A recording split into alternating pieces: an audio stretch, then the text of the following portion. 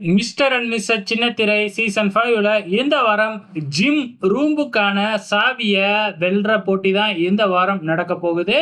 So இந்த வாரம் ஒரு எவிக்ஷன் நடக்கும் அப்படின்னு நான் நினைக்கிறேன். ஏன்னா ஏற்கனவே 2 ரவுண்டு, அதாவது 2 வாரம் போனதுக்கப்புறம் 3வது வாரம் வந்து பார்த்தீங்கன்னா ஒரு எவிக்ஷன் நடந்துச்சு.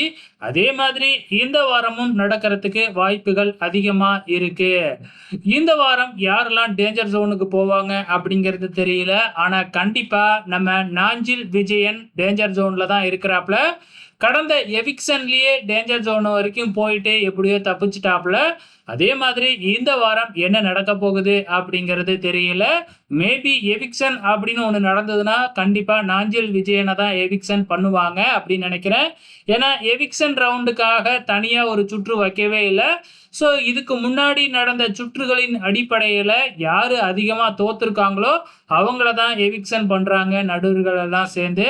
அந்த வகையில் நாஞ்சில் விஜயன் எந்த ஒரு ரவுண்ட்லேயுமே வின் பண்ணலை அப்படிங்கிறது நல்லாவே தெரியும். ஸோ வெயிட் பண்ணி பார்க்கலாம் என்ன நடக்க போகுதுன்னு.